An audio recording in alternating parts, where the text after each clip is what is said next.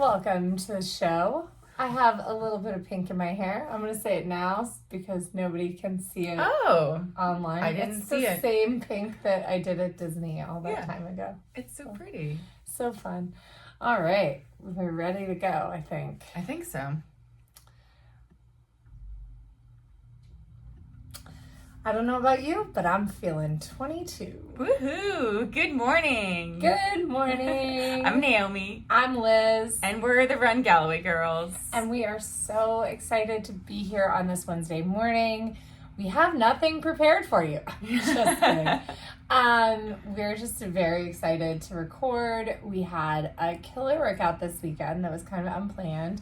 So we're going to talk a little bit about that. We're going to talk a little bit about how we're feeling heading into the marathon. And we're going to chat about some deception. Some deception. Some tricks of the trade, maybe. Yeah. So we're really pumped about all that. So first up, my lower legs are stable. Which is huge. It's huge. I still am like a little stiff when I start to run. They're still a little tight, but there's no like crazy pain after workouts. There's no like I can't walk, which is really huge because there was a lot of that earlier. Earlier in the season. Yeah. I mean, we skipped some runs earlier in the season. Oh, yeah.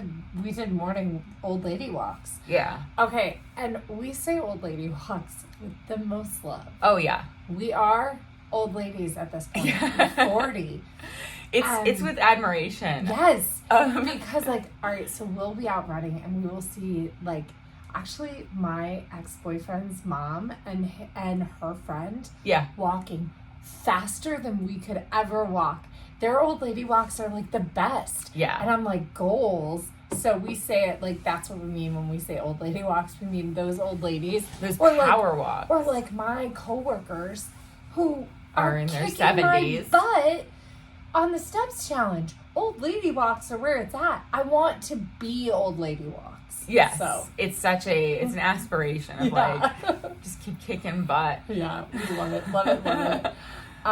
And your plantar is? So my plantar's stable. I'm still in pain, and I'm still okay, this is not right. This is not fair, but I can get through this. And obviously I've run on it all this time since, July when it started. So I feel okay, if the studies say that at 12 months it'll be better, either whether you get treatment or not, then in another 2 months I will be totally fine. I think you've been saying that the whole time, but it's not getting to where you're hobbling around. No, it's actually been fine the last couple of this last hard workout we just did. Our run yesterday, I woke up this morning and, got right out of bed, didn't get out of bed with that, seizing pain on standing on that foot. Oh, so good. So it's so just better than it was. It's it was better worse than it's been. that. Oh, Okay. yes, it's better than it's been Cool. at its worst. Oh, well, yay. That's exciting. I'm going to call it stable, but yes, it's not Yeah. horrible. All right. Well, that's good-ish news, right? Yeah. We are also crushing the Garmin challenges. We talked about gamifying on our Instagram yesterday. If you don't play all the games on Garmin and Strava, or if you have an Apple Watch, they've got badges too. Go get those badges. Badges. We don't need them, but we want those stinking badges. It's such good motivation, especially when it's something different, like when they have a swim badge, they have a bike badge, they have, they have a lot of bike badges, but I mean one that we can attain, which is the 40K in a day one versus 600K in a month is probably not attainable right now, but what they used to have is 1,000-meter swim only during a certain week. Yeah. And that was hard because if you didn't schedule it, but now they've been doing 4,000 meters in a month. And there was a time earlier in this season, it was I think I can get it, but our indoor pools still have such random schedules. But this summer, I'm going to be all about getting my swim badges. I can't wait. And you know what I was thinking about with the badges and how we really have talked about doing reduced mileage over the summer, doing a lot of cross training, taking a season of running off. I still think we can get those 50-mile badges. Yeah. Too, right? Because what is that, 12 miles a week? It's nothing. And we want to keep a base. Right. Like, we're not going to drop off, unless there's some reason to completely stop running, which there shouldn't be. But we want to keep a base. That's 30 minutes. Easily get the that's 50 30 minutes on Tuesdays and Thursdays and 60 minutes on the weekends. Yeah. That should be easy to get that 12 and a half. We can, if we still want to work out for an hour, we can always add that old lady walk at the end or add a swim or something and do it like as a combo workout. So yeah, so exciting. Those double headers that are so, like, I'm reading so much about, the back to back. Oh, I know. I really wanted to jump on the bike yesterday after our run, but I didn't have time. So I did yesterday for my double, I did a 40-minute, and I came down and I hopped on the treadmill first, and I set the incline to 7, and I was just going to walk. And then I was like, I'm going to do a little bit of running uphill on the treadmill because it's supposed to be like mechanically good for you, but like less impact on your legs to do uphill running in general. So I did 90 30s. So 90 seconds of walking uphill, 30 seconds of running. So 30 90s. Yeah. Technically. But yeah, 90 seconds of walking. Yeah. No. Yeah. No, 30 seconds of running. Right. And then 90 seconds of walking. Oh, yeah, you're right. 30 90s. I flipped it, yeah. And I did my run speed. I have a 7 button on my treadmill, so I just hit 7 for my run, and I hit 4 for my walk. My incline was set to 7, and then, I dropped it back down to 4 when my heart rate, was staying at 140. I dropped it back down to bring my heart rate back down, brought it back up. It was great. Yeah, that sounds awesome. And then you also hopped on the bike. And then I hopped on the Peloton after, and I did a low impact ride. Again, tried to keep my heart rate up. I think I let it get into my blue zone. Oh, I have a walk on. I was like, why can I see my my heart rate right now on my watch? So I did 20 minutes there, and now with this one I have 12 20-minute activities. Nice. In the month, because there's a badge that's 20 minutes of activity, which is so doable, and I love that that goal for everybody. Get 20 minutes 20-minute activities in total. Yeah. Recorded. Because I think that there is that aerobic benefit and that benefit of being more than 10 minutes. I think 20 minutes is really, so if you're bopping around and deciding to do 5 minutes here, 5 minutes there, I don't think you're going to get as much benefit as if you're going to go and just do 20 minutes and call it a day. I think 20 minutes once is better than 4 or 5 minute sessions. Yeah, because it gets your heart rate up and then it sustains it just that long. And on the bike, my heart rate doesn't get that high. It's in my indoor bike, I'm at 120, no, not even, I'm at 110, which is that pop into your blue at all? Not really. Yeah, but I'm right at that blue gray. Yeah. But I feel it's still, it's a little bit of a sustained, obviously it's more keeping my legs moving, which definitely I feel, and I'm I wonder if that's why I'm feeling it today after, because I'm should I just not double for a little while? I don't know. So after our workout on Sunday, Saturday. Let's talk about Saturdays. Yeah. So we were supposed to have 29 miles, and we have talked so much about Jeff Galloway's over distance training and about how much we believe in it, and we do love it. And that long, slow run, especially for your first marathon, getting you up to marathon distance, that long, slow run has so much benefit. That long, slow run, metabolically, there's my burp. Metabolically has a lot of gains that happen when you do the over distance training. And mentally. And it's a great place to practice fueling without running into a risk of really being a calorie deficit and trashing your body, right? You can be slightly under-fueled on a 29-miler as you're learning, or even on your 23, say, as you're learning. and then bring more fuel for the next one. And it's not going to like set you back 4 weeks the way being underfueled on a workout will. Yeah. So there's just so many benefits to this long run. But this season, these long runs have just been really, really difficult for us to attain. And it's been a mental more than a Mentally, physical reason. It's not like we physically can't do it. It's just like, yeah, I don't know why, but I've just been like, I just don't want to. exactly. And I even was like, we're going to run 15 miles and we're going to do the half. Like, we're going to drop and instead of the full. And that's exactly like, I went into this weekend being like, we're going to drop to the half. We're only going to do 15 miles. And I said, okay, if we can get to like 20, if we can get to 22 for the day, I'll feel comfortable doing the full. So we get out there. And I cooked up this crazy idea that we were going to run 5-mile blocks. And we were going to do the first 5 miles with 15:30s. Because it was like 15:30s. Then we could, if we decide to do this over distance run, it'll be fine. So we did 15:30. And then I was like, and we're going to keep it in the 11s. And then the next block, we're going to do 30:30s. And here I am thinking 11s meant 11:50s. Right. In the 11s, like just sub 12. Yeah. And then we're going to do 30:30s for 5 miles, and we're going to keep them at 10xx, like 10:50s. And then we're going to do 45:30s, and we're going to drop to the 9:50s, but it's going to be fine because those are our last 5 miles.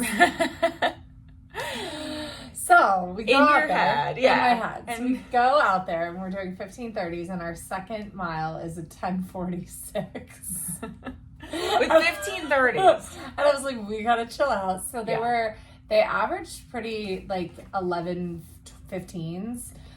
Yeah, I'll pull up and then our next 5 miles, we were still heading out away from the house, and we got to 2.7 and then there was like a natural place that really we needed to turn around at that spot.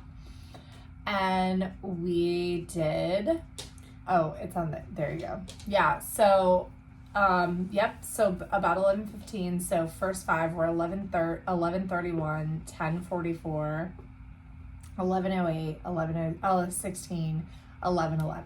So then we go to 30:30s. 10:17, 10:14, 10:03, 9:52, 9:56. Not intentionally. Then we descending within the 5. Then we go to 45:30s, 9:37, 9:11, 8:56, 8:49, 8:56. And there was a little bit of intention because little bit, but we were just like running. Oh yeah, we weren't. Fun. We did not intend them to be in the 8s. Well, so then we were like, are we done or do we keep going? And I dreamed up, well, let's do 6. Originally it was 6 more miles. We like stopped and stood there and we decided, went to the bathroom. Do we want to carry on? Do we want to just walk it back? And it was sort of like, so for me, you know, if we had ended at 15, I was still thinking, well, if it's just 15, I think we're just going to drop to the half. I'm just not going to feel the confidence to do. We haven't gone over 20 in over a month. And so I was like, I do want to run another 5 or 6 or whatever. So we get to we get over 20. Yeah. And so I was like, why don't we do, Penny's crawling in my lap at this point. I was like, why don't we do 15:30s, 2 30:30s, and then do 2 45:30s. Well, at this point, Marathon Liz came out, and the thing about Marathon Liz is she only knows how to run like 6:25 pace. Yeah. She does not know how to run 7:20 pace. So 15:30 with Marathon Liz is a 10:44 and a 10:34. And a 30:30 with Marathon Liz is 9:13, 9:58, and a 45:30 or 8:48. And then a 45:30 is 8:43, where we chilled out. So Marathon Liz came out to play, and we decided to call it after the 1:45:30 because. Yeah, and in that 45:30, like Liz was a few strides ahead of me. I wasn't keeping up with that 6:25 pace. Actually, I would see the 6:25 on my watch and go, no, too fast, and slow down. So it's more of a, it was the mental. You gotta just do it. It was the mental, like, you know, just do it. Mental speed limit, putting on the speed limit and being like, no, it's too fast. Which, you know, again, I've been really sore ever since. So I'm like, maybe it was too fast. I mean, it's not, because we're still 3 weeks out, or we were 4 weeks out at that point. We were three. Yeah, that was the 3 week. 3. That was our, we were 3 weeks out from and the day. We are still allowed to have like heavy volume, heavy work through 10 days out. So I think that there's plenty of time to recover. I don't know why the dog is freaking out. Maybe we should take a little break. I don't know. She's being cray. All right, we can pause this, or should we let it run? You can stop it. Bye, because you plan to buy. Talking about, we're back from a walk, and we're talking about Naomi's super cute joggers. Oh, yeah, here. From Sanita. Video. Can you see them? Nope. They're super cute, and we love Sanita Athletics. We're not sponsored, just throwing it out there. But yeah. Oh, my hair's messed up from the ring and the hoodie. It's tough life, isn't it? Tough life. All right, so where were we? And we're back. So we were talking about, I don't really our remember. Our run. So we had, so we wrapped up, let's see. So then we did we ended up doing another small progression, a mini progression after the big progression. Of 2, and Marathon Liz. That's right. That's where we were. So instead of doing that 6th mile at 45:30, we just canned it, and we said, let's do a recovery mile at 15:30. We got to 21 miles, which is amazing. And then Garmin to the rescue. There was a Garmin walking badge this weekend. So we clicked off the run, on the walk, and we did our 3-mile walk, which ended up being a 4-mile walk because 25 sounded like a fantastic that's mileage for the day. That's a great mileage. Like, so that 4-mile walking, it was a little over an hour, that added to that endurance. And so like, that's something that, you know, and we are trying to employ. Is like, it's not just like, yes, we got about 3.5 hours of running and then another hour of walking. So like, that's a good 4.5 hours on our feet. And that's what Jeff will actually say. And he will actually tell you to go ahead and stack that walk at the beginning, when you can even intermix some walks in the middle, as long as you don't sit down for longer than 5 minutes. So that's like, you can readjust your shoes, but that's it. And as long as you don't take your shoes off, you can change your shoes. But like, that's my rule. So like, there have been times where I'll finish like a long, slow over distance run, and maybe I didn't get enough miles for my training. Like, maybe I went with someone who's doing a half. And then I will come into the house, swap my shoes, and go immediately out for a 7 or 8 mile walk. That all that mileage counts. If you sit on the couch for an hour, then it becomes a double and not one continuous work. There's still benefits to that. Yeah. So if you are doing a marathon training plan, and you definitely reach out if you ever have questions, but you're doing a marathon training plan and just for some reason the time doesn't work to do these long over distance runs, I have done very successful marathons using Galloway, doing double long run weekend days. It does necessitate a Friday, Monday days off, sometimes even Thursday, Friday, Monday, Tuesday. So your 3 running days are Wednesday, Saturday, Sunday, but it works, and I've gotten pretty darn fast doing it. And actually that's what you ended up recommending to Sarah after she did 20 on Saturday. And I'm actually rethinking, like, after looking at her total mileage, I think with her nurse's schedule, I may put her on a double, 2 days a week, like back to back, because she generally has 2 off days in a row, and sometimes 3 off days. Give her 2 run days back to back, and then rest day, and then kind of like 2 rest days, or like just kind of play with her schedule a little bit more, because she generally has to do these long runs by herself, and that can get taxing. But yeah, I had a lot of success. I even had a lot of success like once we were back with the pandemic, where I didn't really have the bandwidth during the week to run. So I would run 10 on Saturday, 10 on Sunday. And that was pretty much it. I would like play with the kids otherwise. And that's, we're all recreational runners. This is not our job. This is what we do for fun. This should fill us up. And the SWAP podcast, I swear we're cosmically connected to Megan and David because first off, yesterday they talked all about salt. But at the end of the pod, they're talking about getting in all that sneaky training, that sneaky zone zero. And that's what I keep saying. Like, if you want to increase your fitness and your training, and you're not doing 10,000 steps a day, get your 10,000 steps. If you are getting 10, maybe bump it to 12. There are going to be some days that you need only 8. So our recommendation is set your watch goal to 8. Yeah. Oh, there's days I don't get the 8,000. Like there are complete rest days where I'm getting 4,000 to 5,000. Well, because I'm mostly at my desk, but and it's also good for me on like a day after that workout on the weekend. Like sometimes it does. Oh yeah, you need a complete rest day. That's okay. Sunday after, so we also did our run on Saturday, which was nice because Sunday I watched so much television. It was amazing. It was so great. I did end up getting my 10,000 steps, but it wasn't until Brian and I went out for a walk with the dog, like way late in the afternoon. My watch even dinged at me like, thanks to your like good recovery today, and it chopped off 2 or 3 hours off of my recovery because we did relatively nothing on Sunday. And I definitely needed that because I'm an idiot. And beginning yesterday, I work straight through until we leave for our trip. Yeah. So I may be taking like some days off coming up because it's lifeguard training season and I'm a lifeguard instructor. I have been doing this for many, many, many, many years. And it's just, I like to give back. That's great.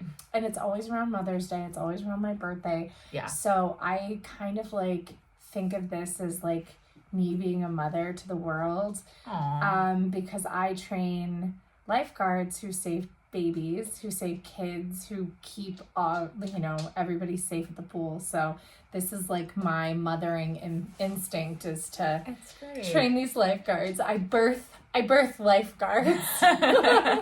It's so great. I mean, someday I will hopefully birth an actual baby.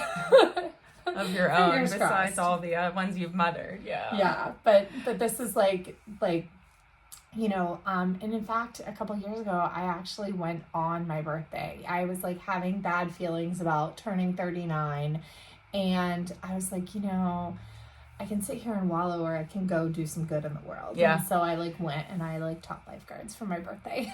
Yeah, I'm kind of stoked that. So when I took on, I'm coaching my daughter's basketball team, as you know. And when I took that on, I was so scared because I know nothing, and I only played basketball a little bit in high school, and I was not good at it. And so I'm like, why am I doing this? But I'm kind of stoked now that I'm doing it, and it's kind of fun, and I'm kind of stoked that my 40th birthday will be our last game. Oh. And so I'm like excited to like bring some like treats. Get ready. And get ready. I'm coming with the big balloons, with the big 40 balloons. As long as you don't come with like the Gatorade bucket over my head. No coaches like that. But I'm gonna come with like massive like celebration, and then I'm trying to convince. So my hairstylist Vanessa, she's the best. Maud and Herndon. So if you're in the Reston Herndon area, go to Maud. Any of their stylists are incredible. It's the coolest, cutest little salon. A little bit on the pricier side, but woman-owned small business, definitely worth it. Best. Vanessa has been doing my hair since my 19th birthday. Aww. And she's awesome. I just love her. Anyway, she is also energy-wise, she's a witch. She's a witch. She charges crystals in her yard, and she gave me a witch. I was supposed to go to a full moon circle last month, but with everything with Dan, I ended up not going. And then this month she's going on a cruise. So the full moon is this weekend, Friday, I think. And she sent me instructions on what to do to have like a little full moon altar here to help my fertility. So I'm going to set it up. And then the night before your 40th is a full moon circle at her space, Mage in Maine. And I was like, we should go because I just think Okay, first off, it's weird. And it's always fun to do something new and weird. Yes. And her space is so cool. And like, I don't mean weird. It's out of the ordinary for us. It's so different. that's why Yeah. we should go. Yes. And I think the timing is what you were worried about. But it's your birthday weekend, so you're allowed to like declare that timing is. And you know what? I would say if Lila wanted to come, it would be a safe space to bring Lila. Yeah. And I'll double check with Vanessa. Yeah, whether or not. Yeah. But I bet Lila would actually really like being. She probably would. She probably would. Although, is it appropriate to bring a child who is probably? I mean, I don't know how many times she's been in a church or into a synagogue or into is witchcraft the first religion you want to introduce her to? Oh, well, it's not the first one. I'm just kidding. I definitely got into it at that age too, or like 12. I know. I was super into crystals. I've always been terrified of candles though. Oh my gosh. So my mom was a homeowner's insurance adjuster and she did contents for homes. So she worked for USAA and that so most homeowners insurance adjusters do the entire house and the contents. At USAA, they split it up. So she did mostly contents, but she would tell me about how, I just did this girl's house and it burned down because she left it. She thought she blew out a candle and one ember didn't blow out and it blew the whole place down because so gauzy scary. Curtains and all of this.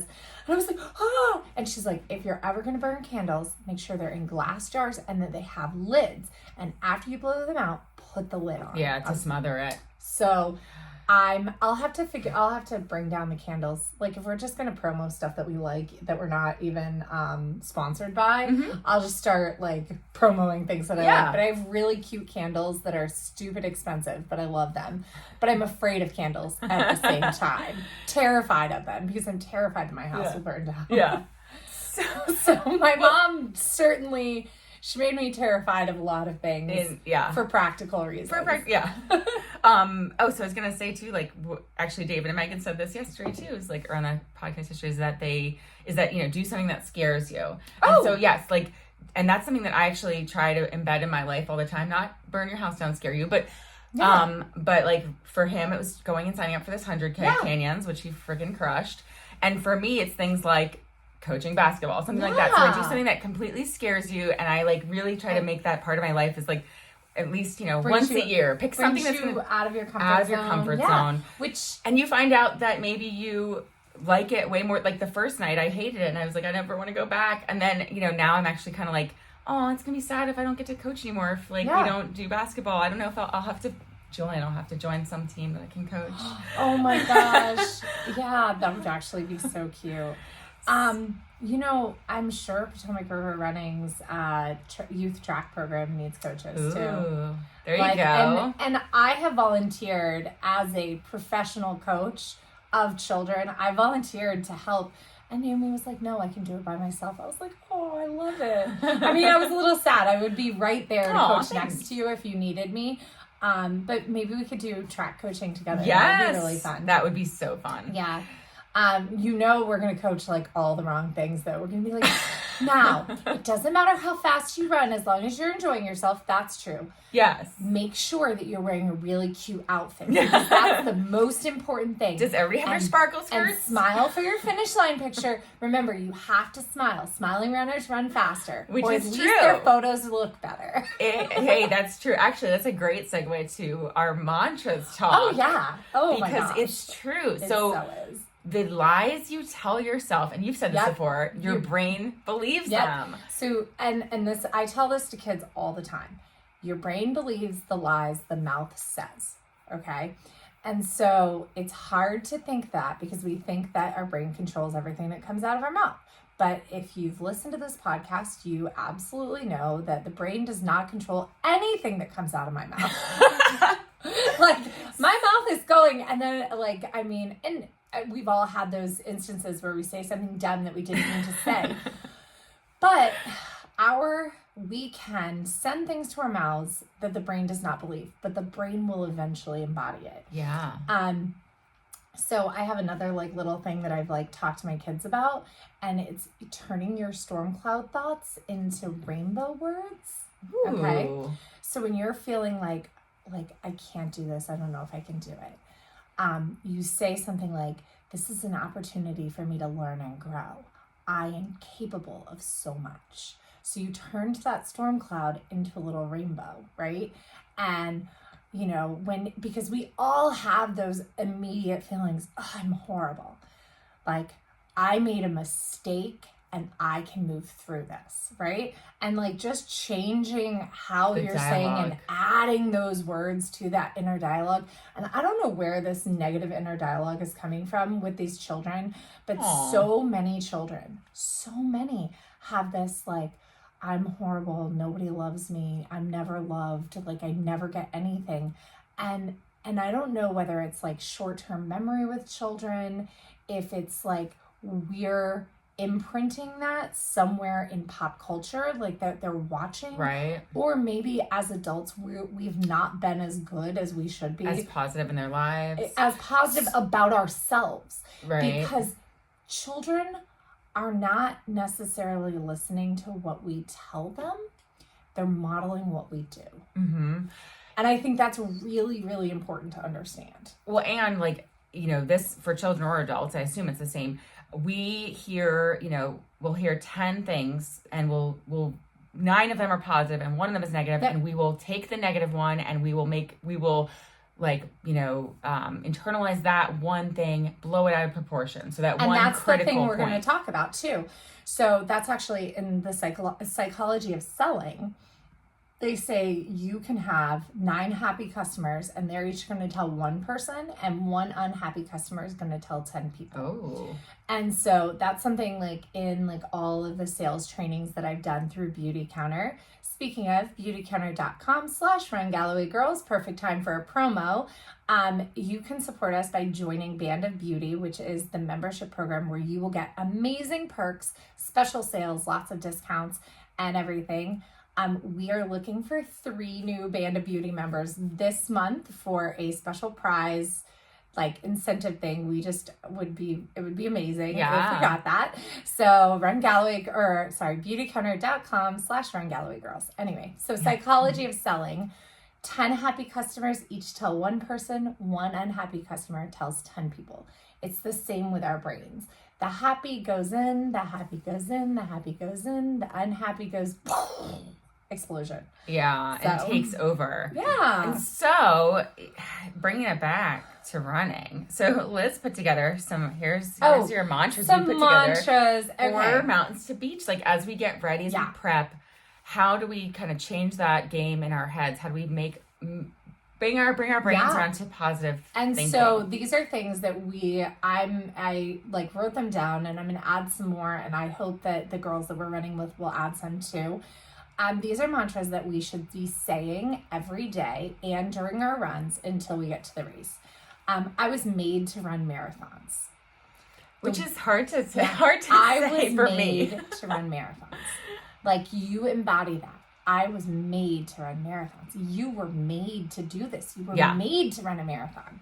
Okay? The weather is perfect today because you have no control over the weather. So whatever the weather is perfect. Yeah. Weather is perfect for me today. Any race weather can be your day. Like, that's the other thing that you see when there are terrible weather days and people CIM freaking 2019. Yeah. CIM 2019, if like people were falling out of the course, like CIM is somewhere where like half the field OTQs and the other half BQs. Like, it's crazy. It's a like freaking fast course. It's really fast. Like, you don't go to CIM to have fun. I mean, you do have fun. You go to crush it. But you go to crush it. But like I'm literally the only person dressed in a skirt at CIM. But it was a day where it was just a hard day, statistically one of the worst years weather-wise. And it was my day. I crushed it. I went into that race and I was like, I remember talking to Tina Muir, and I probably already said this on the pod. So I'm driving Tina back because, we're friends. I love her. And honestly, she's so sweet. Tina is the best. And I hope that she comes to visit sometime soon because she really is the best. And I just love her so much. So we're there and I'm like, Tina, I'm in amazing shape. I'm going to run a 3:27 if the weather is great. And if the weather's not great, I'm still going to PR and get a better BQ.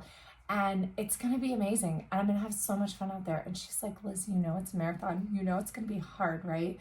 I was like, yeah, but I can handle the hard. I'm going to be amazing. And she's like, it's going to be hard.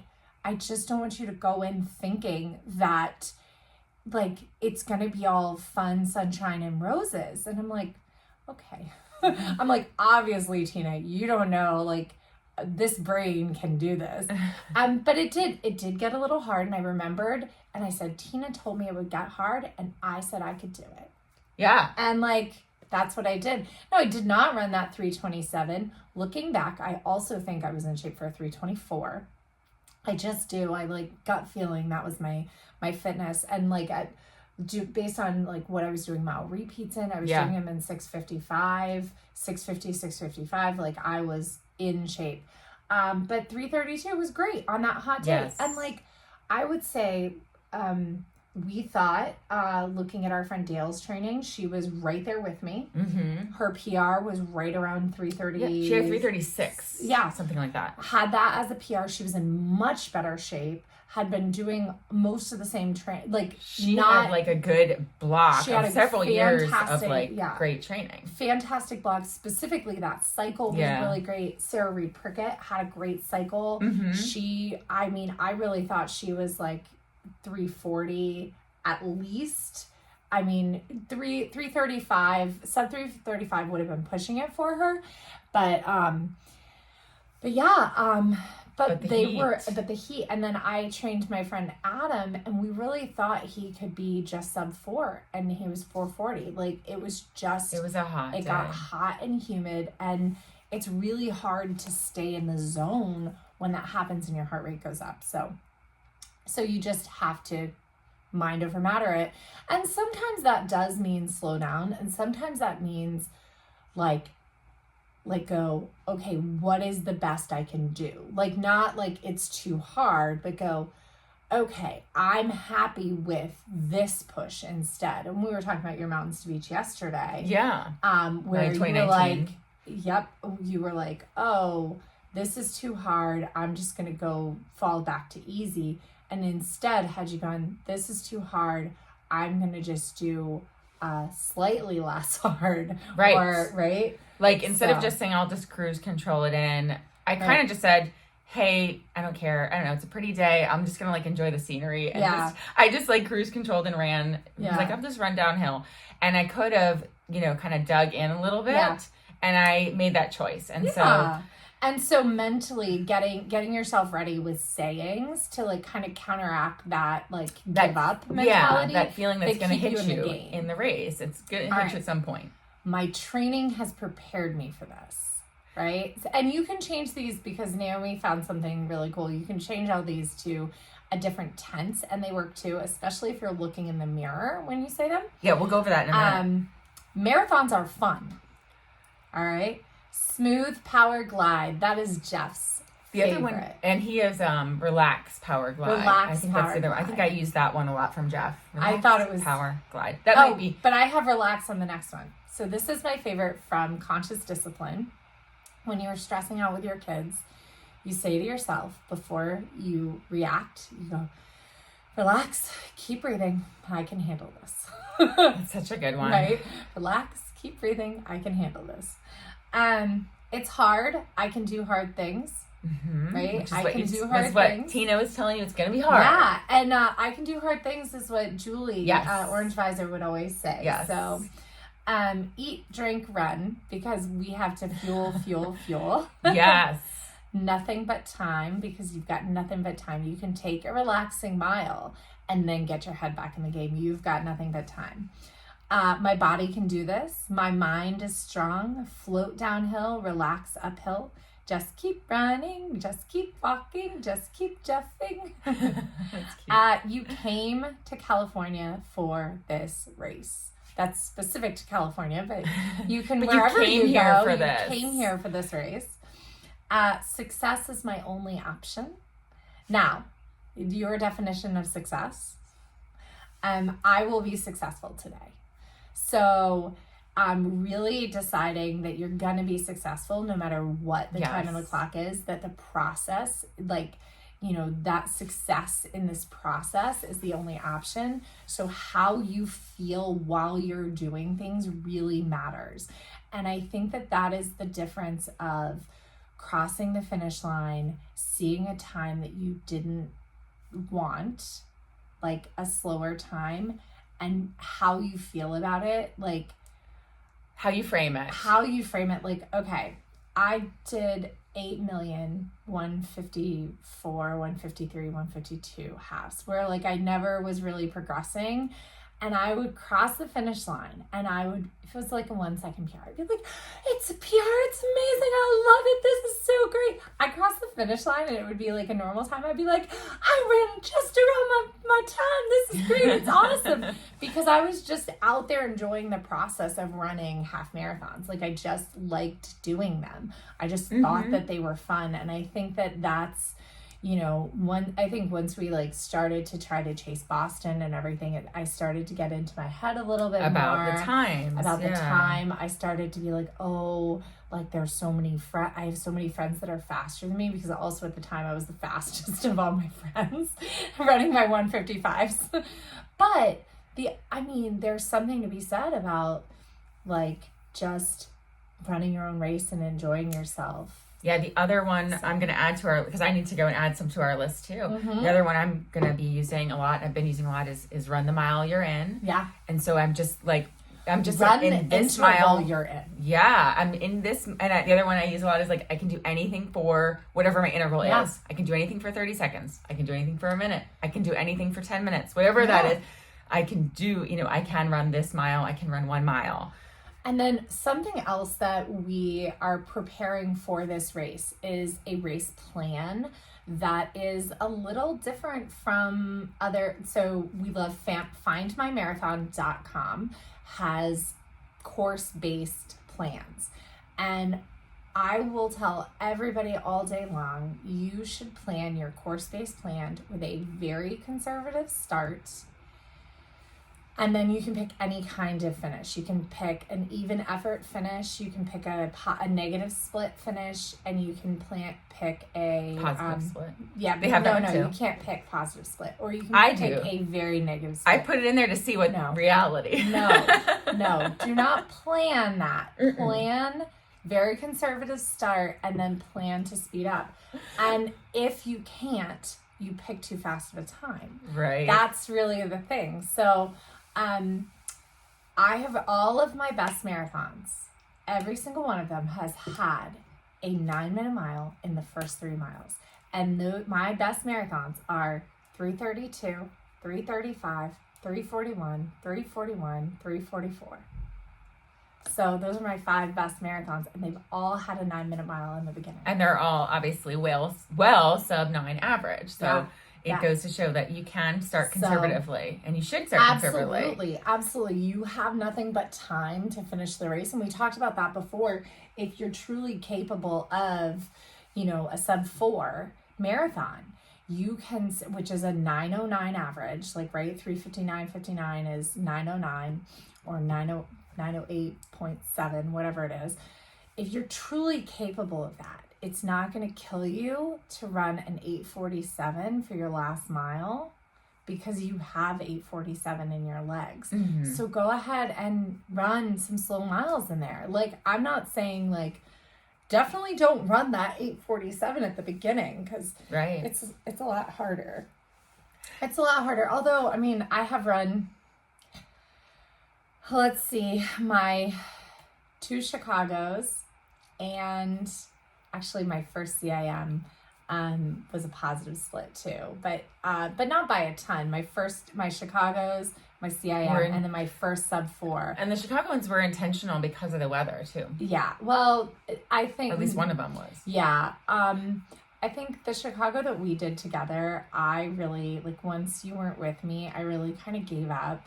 Like, I wanted it to be a race that we did together, but like we also like wanted to like go after, and they had just, so the story behind that was the year that it's Boston applications are September, and Chicago's in October. So we trained with a BQ goal of sub 340, right? And then they switched it to 335 right before our race.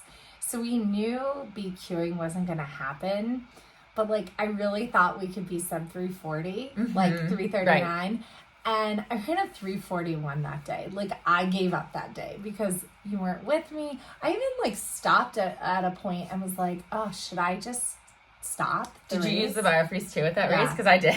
I did. That's about when I stopped. Sprayed the BioFreeze. I was like, oh, should I just drop out? And then I thought, should I just like stand here and wait for Naomi? Aww. Well, that's why I'm so excited with Mountains Beach because we're going to finish together regardless of our time. No matter what like, time. It's not about each of us running our own race. It's running our race together. We have the cutest outfits. I can't wait. Oh, I know. We still have to pick. Yeah, I think we have to try everything on. Yeah, or maybe. I'm so excited. So with those mantras, there was a really cool study I'd seen a few years ago, or maybe it was like 2 years ago. So in Outside Magazine. Yeah, so you can check it out. And it was actually a study that was done in Wales. It was using cyclists. They had 24 cyclists ride at 80% of peak power. And then they had, over the next 2 weeks, so that was like their time trial. Then they had them learn to do like helpful self-talk. So they, would say things like, I can do this. I'm going to give it everything I have. And also like things like, okay, run tall, sit tall, whatever the mantras were. Like cues. Yes. So if it's about your body, it's a cue. Oh. If it's about your mind, it's a mantra. Okay. That's what I coach my divers. So I channel your focus with those cues, your physical focus. So then they had them repeat, this 2 weeks later, time to exhaustion trial. The people who did the self-talk lasted 18% longer than the first trial, which is huge. Amazing. Then they followed it up and had it was again cycling, but it still works for running. 16 individuals do 3 separate 10-kilometer cycling time trials. And they had one group do I can do this, and they had the other group do you.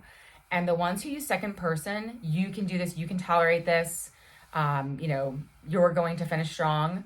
They lasted 2.2%. Faster than the ones who said I, which is not huge. But so that 2.2% could be just a deviation. Like it could just standard be deviation. It could just be an anomaly that doesn't really matter, but it could also matter. So here's the thing: you or I, however it comes out, and maybe mix it up.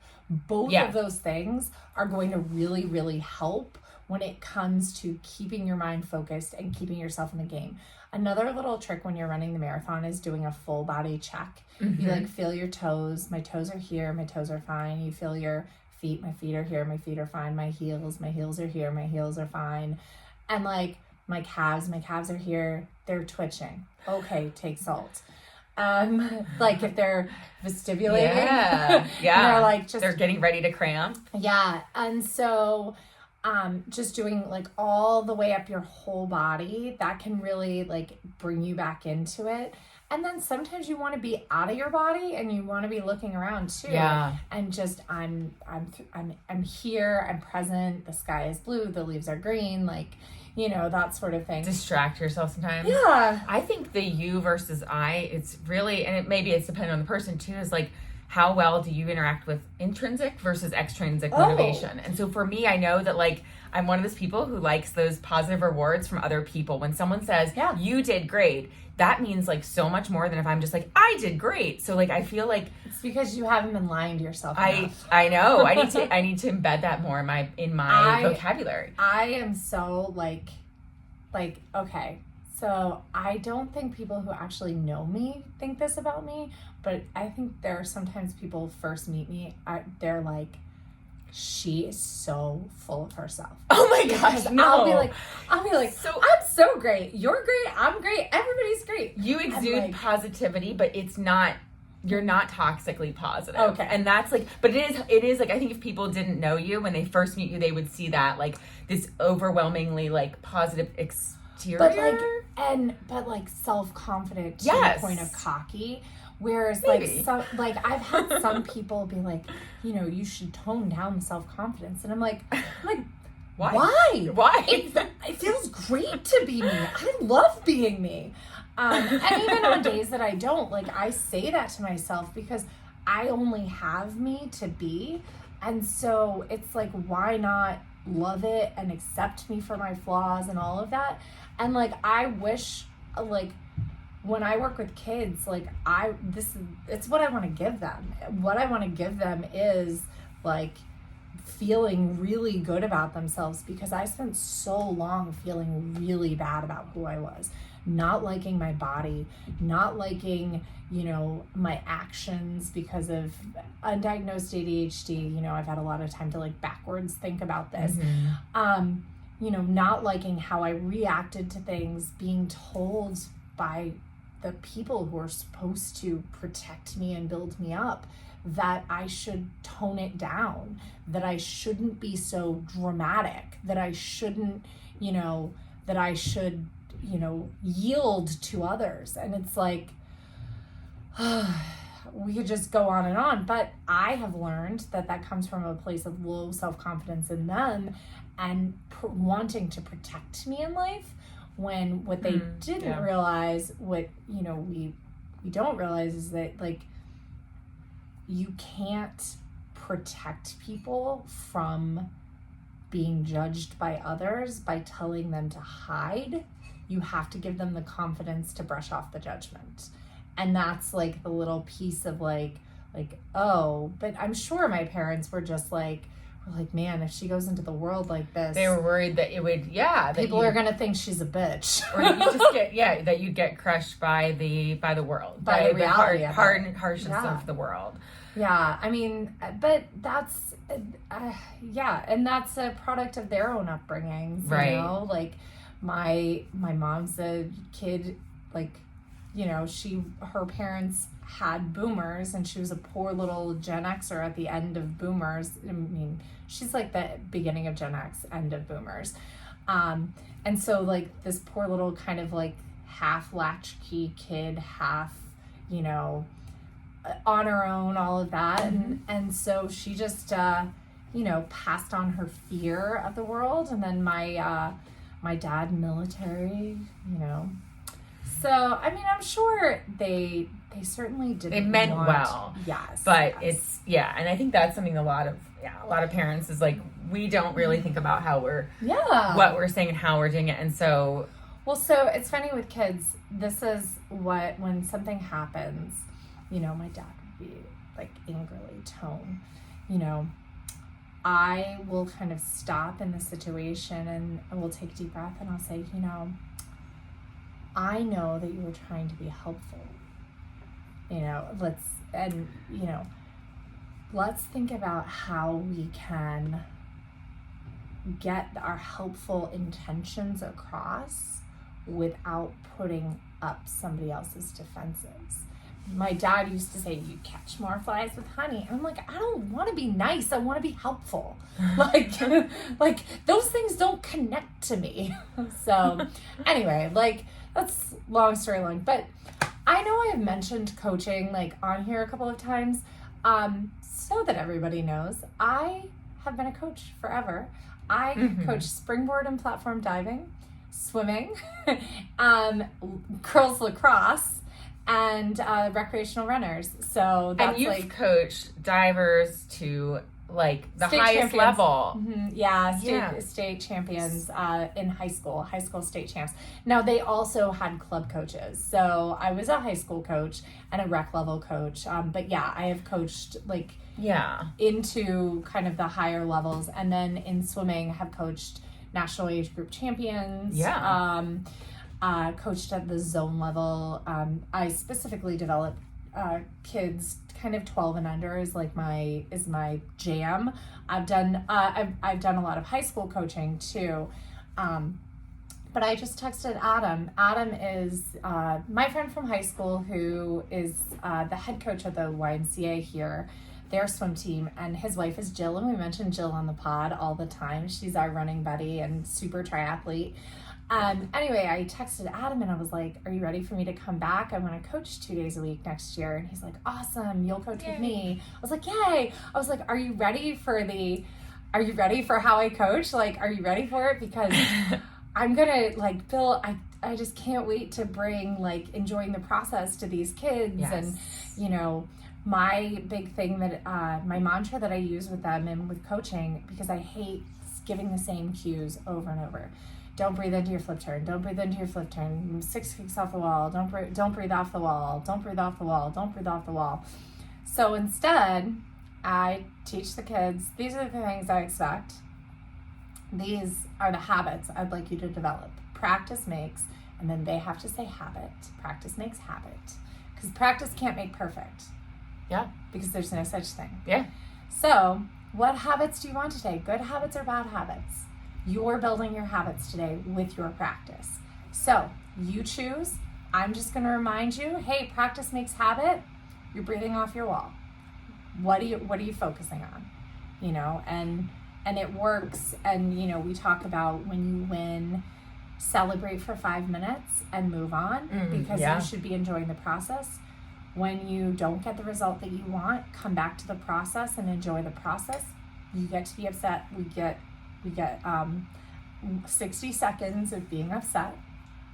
And then we have to talk about all the good things that happened. That's great. Because it's not about the time, but that's what a lot of kids focus on.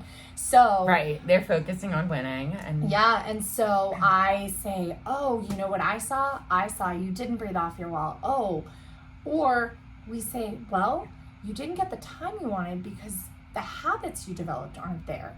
How do we fix it? Develop the habits. Yeah, that's great. Easy. You know, because then it's all in their control. Right, exactly. It puts it back onto their lane. Yeah. And, you know, they have to internalize and self-develop that. And so, and it's a really easy way to teach process-driven in a safe space. You know, it's recreation. It's racing in a pool. It's fun. It's fun to play in the water. And so I do a lot of team building too with my swimmers, and a lot of times, you know, parents might look, well, why aren't they getting as much yardage as the other group of their age? Why are they playing water Quidditch, which is a game we invented. My last group, we invented this game together with hula hoops and like 5 different balls. It was fantastic. And they actually had to swim back and forth with the hula hoops out of the water. Yeah. So it was like a really intense game. And I'm like, listen, this is developing a team cohesive unit. These kids, if they just swim back and forth in a lane, they aren't going to cheer for one another. They're not going to remind each other of the habits that they're building. Right, they're together. only looking at themselves. Right. And not, you know, focusing on a team. And so much running can be like that too. Yes, And I think that's why... It's like a solo sport. I think that's why, like, our group of girls running together, I think it's so important to have a running partner, even if you don't run with them, that you're checking in with. And that's why, you know, we haven't really sussed out how we're going to do it, but I'd really like to develop kind of some check-in groups, training groups, maybe some Zoom meetings, because I think it would be really fun to kind of come together, share our processes and share our wins, and really, you know, kind of develop as, you know, process-driven athletes that really are just excelling and meeting all of our goals. Yeah, and we can all just share different things together, even if, if we don't get to share them on the run together. So. Yeah, so for this marathon, I think it's going to be fun. It's going to be scary. And it's going to be a blast. But I was on Find My Marathon, and then I took a whole deep dive somewhere else. FindMyMarathon.com, course-based. So I did that. And then I looked what that meant. So there are hills in little sections. So I divided up the marathon into which miles we're going to take 30-30s on. And we're going to do 30-30s on all the uphills, because I know for me, I want to walk more of the hills anyway. Like, that's just who I am. Yeah. And we did it, we actually did it without planning to do it in Atlanta. And I think that with you knowing that that's the plan, it will feel a little less like I'm being like, I just want to walk up this stupid hill. Well, it'll it's exciting to give ourselves recovery miles within the race. So I think that'll be such a different way. This whole race will be a different way of running it. Yeah. This whole season's been a different way of training. And so looking forward to it. Fun. We just have to decide whether our quote fast or quick or like marathon effort miles are 45 30s or 60. I know. 48 30s. No, 50 30s. 50 30s. 50 30s. We'll find that sweet zone. Yeah. I mean, it's very possible that we switch off because we have like little chunks. We have like 5 mile chunks and 3 mile chunks. And some of those downhills, it might just be easier to do the run through. And so that might be like a 60-30. Yeah. So it might even be like a 5. I think that there's one really long hill that like we're going to run 5 minutes down. Right. And just like kind of coast. Like control the fall down the hill. Yes, use gravity to our advantage. 16. You know, at this race and at any downhill race. Yeah, it's gravity's so fun. I mean, running is just falling forward. So yeah, that's right. I tell myself that all the time too. It's like, just falling with style. just fall gracefully. And then we found a 5K that Naomi will be here for in July. Oh, yeah. We charged for that. We will be putting together a 4th of July 5K training plan. Woo-hoo. So whatever day your 5K falls on around the 4th of July, there will be a little training plan for you to get there. We'll post that up on our website. It'll be really, really fun. And then I am still working on all the local marathon and race plans. Yes. Which is going to be fun too. Yeah. So, all right. Well, the dog is ready for us to resume our walk. And I think that this is a great time to jet. Just remember that you can't overfuel a run. Swap actually was also talking about when to fuel, how to fuel. And they were like, easy runs, 60, 90 minutes, take a gel at 45. Mm-hmm. We have even found we fuel on even the easiest of easy runs. Yep. So, and we found starting that fuel no later. Like I always like to, now we're doing stingers, not gels. So I like to take 2 at about 10 minutes in. Yeah. And we'll have to come back to that Stacey Sims article or her latest about how important it is to be fueled, even for men, but especially for women. So next week's episode will definitely be all about fueling and some science behind it because it's really, really important. I think I mentioned last week I had dinner with a friend and I was like, eat a cookie before you go on your run. And then as soon as you walk in, eat it because she loves cookies. Eat another cookie because you want your brain and your body to work after your run. So why wouldn't you give it some nutrients? Especially if you got to go sit down at work or wherever you're going, or go home and take care of home. You want your brain to keep working. You just like eat your cookies so that you have the energy to shower and then get on with your day. Yeah. Even if you're going to have dinner in an hour. Yeah. Your brain Cookies needs carbs. Don't ruin dinner. Well, they just make it better. Your brain only works on carbs. So that's right. All right. Carbs. All right. Well, we will see you guys soon. All right. Bye. Only one